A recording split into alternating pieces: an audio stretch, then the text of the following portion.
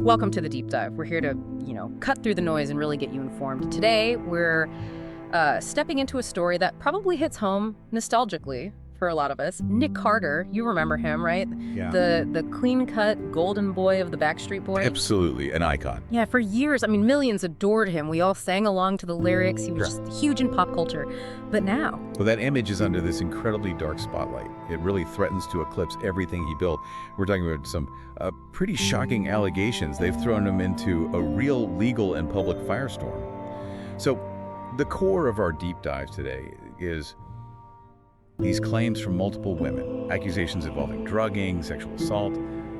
It's heavy stuff, and it all leads to this looming legal battle that could basically unravel his whole legacy. Right, and our mission today really is to navigate this complex web of sources surrounding Nick Carter.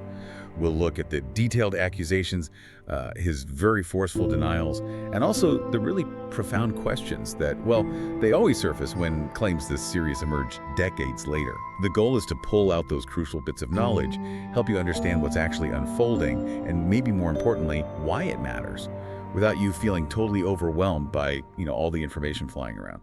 And what makes this whole situation so, compelling, maybe even baffling, is the timeline. Why are these stories surfacing now? After more than 20 years, what exactly happened behind closed doors back in 2003? That's only just now seeing the light of day. Yeah. And could one of pop music's most beloved figures actually be hiding secrets nobody ever saw coming? Let's start to unpack this. Okay, so to really feel the impact of these allegations, you kind of have to rewind and remember the image. Nick Carter. He was the face of 90s pop perfection, wasn't he? Yeah. Wholesome, looked perpetually young, the guy on every teen magazine cover. Exactly. That image, that very carefully crafted image, is now right at the center of what sources are calling a legal firestorm. The sources we've looked at detail accusations from several women. We're talking allegations of drugging and sexual assault, and some claim they were minors at the time. These incidents are alleged to have happened way back, starting around 2003. What's really striking here is that these claims, even after 2 decades, they aren't fading away. If anything, they've gotten louder, and there are more of them. Yeah, it's important to state, though, that there were no criminal charges filed against him back then. That's a key fact. But as our sources really emphasize, in the, let's call it the court of public opinion, while that case has definitely been open, the jury's still out, so to speak. And the accounts themselves, as they're reported in our sources, they're disturbing. They're specific. They're raw. For instance, one woman alleges she was only 17 when Carter allegedly assaulted her on a tour bus. Another claims he gave her alcohol before becoming violent. So these aren't just vague stories. Our sources describe them as, quote, raw, specific, and filled with emotion. They contain really personal, detailed accounts of what allegedly happened. Okay, so with accusations this serious out in the open, the big question is, how does Nick Carter respond? The man right in the middle of this storm. How does he answer claims that could, just dismantle his entire legacy? Well, his stance is pretty clear, unequivocal, really. He forcefully denies all accusations. Full stop. He insists that the claims are just lies. He's described them as nothing less than a targeted smear campaign against him. He's actively trying to discredit the women involved. And it's not just talk, right? He's not just issuing denials. Our sources show he's actively, quote, hitting back with defamation lawsuits of his own. That's a pretty clear signal he plans to fight this hard, in court, not just, in the media. Exactly. And that really sets the stage for what could be a major courtroom showdown. We've got 2 key dates coming up. One of the civil cases against him is scheduled for March 2026. But his countersuit, the defamation case he's bringing, that's actually heading to trial even sooner, December 2025. Wow, okay, so December 2025. Yeah.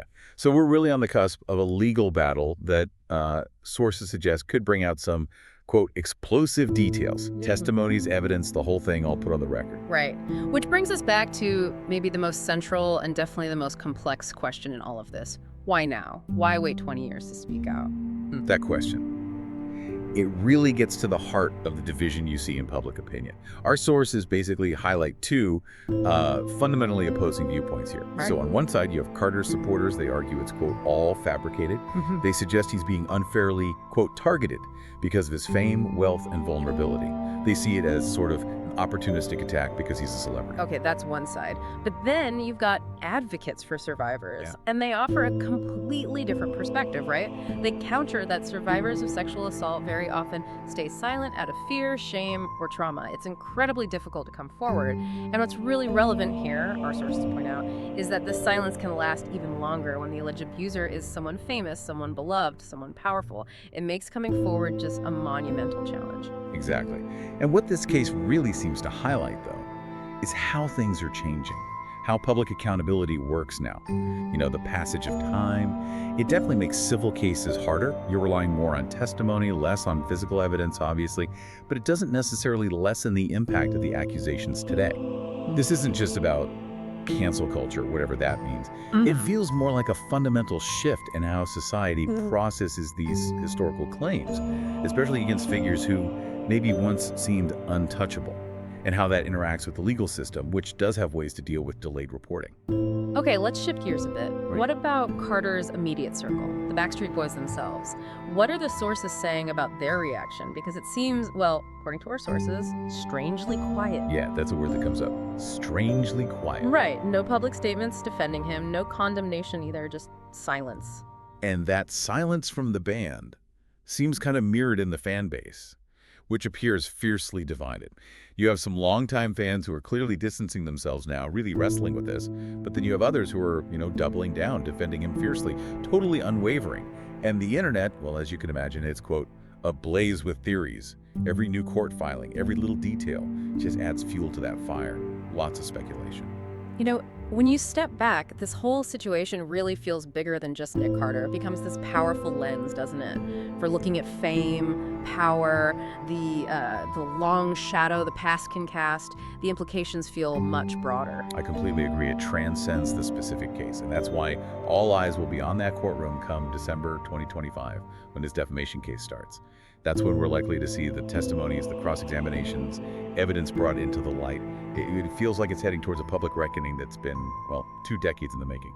And as our sources really put it quite well, regardless of how the legal side turns out, whether he's ultimately found liable in these civil cases or cleared his public image, it's probably never going to be the same. No, because when allegations as serious resurface after so many years, especially against someone who holds that kind of place in our collective memory, the fallout just isn't simple. It's messy, it's complex, it's deeply personal, and it's all unfolding under intense public scrutiny.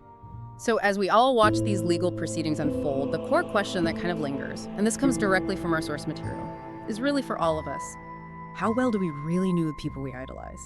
It's definitely a thought worth mulling over long after the headlines fade away.